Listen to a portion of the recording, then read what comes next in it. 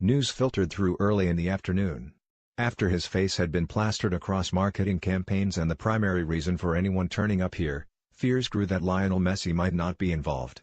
To the disappointment of thousands of locals, that was indeed correct. Messi, who had trained all week at the City Football Academy without issue, was ruled out with muscle fatigue. Not an injury, but tiredness. He certainly was not exhausted when his sumptuous goal, beating 6 Argentina teammates on a dazzling 40-yard run, brought an end to Wednesday's session, such was its class. Argentina, 4-4-1-1, Caballero, Bustos, Mercado 89, Otamendi, Fazio, Tagliafico, Paredes, Banega 64, Biglia, Lo Celso, Pavone 76, Lanzini, Di Maria, Perotti 64, Higuain, subs not used, Romero, Guzman, Acuna, Messi, Mascherano, Perez, Rojo, Correa, Martinez. Goalscorers: Banega, 75, Lanzini, 85, booked, none. Manager: Jorge Sampaoli. Italy, 4-5-1, Buffon, Florenzi, Zappacosta 61, Rugani, Bonacsai, Desilio, Verratti, Cristante 71, Jorginho, Bellotti 84, Parolo, Pellegrini 61, Chiesa, Gondreva 61, Insigne, Immobile, Cotroni 74, subs not used, Donnarumma, Perin, Ferrari, Darmian, Ogbonna, Bonaventura, Spinazzola, Verdi, Gagliardini. Goalscorers: none. Booked, none. Manager: Luigi Di Biagio. Referee: Martin Atkinson. Venue: Etihad Stadium. And so those who spent £30 or above to watch the world's finest, many of them families, and constantly chanting his name after the break, blissfully unaware he was sat upstairs in Sergio Aguero's executive box and not on the bench, may feel a little miffed. His absence was obviously planned. In hindsight, the adverts on local radio "Come and watch Lionel Messi on Friday night" seem a little disingenuous. The hosts, Manchester City, were merely innocent bystanders. Boos were heard at full time, after Argentina had won, and who could blame the dissenters? There was no matchday program, a constant murmur around a half-empty Etihad Stadium and, given Argentina's team sheet, a severe sense of dissatisfaction.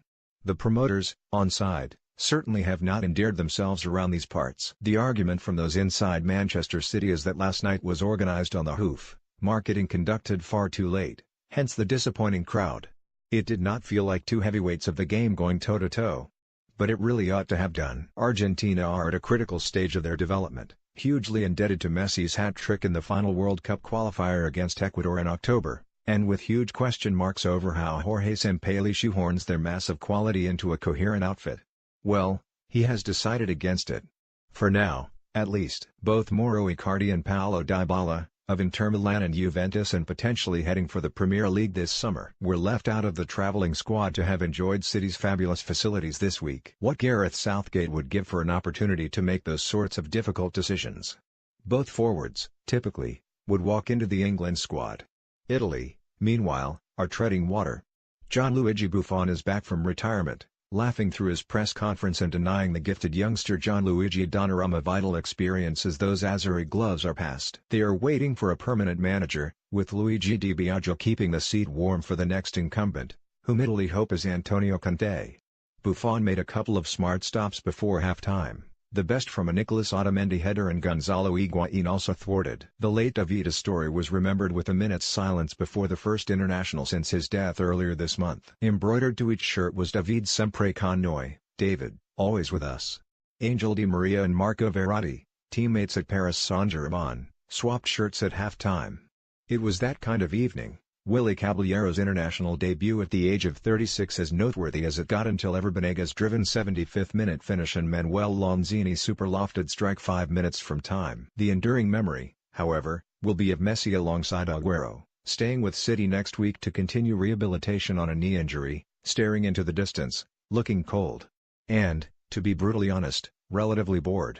The next 45 started the same, with the match looking likely to end in an goalless draw, but Argentina finally broke the deadlock, thanks to an unlikely source. Midfielder Banega came off the bench shortly after the hour mark and made an impact 10 minutes later by scoring with a low drive. West Ham midfielder Manuel Lanzini doubled their lead 5 minutes from time to seal the victory.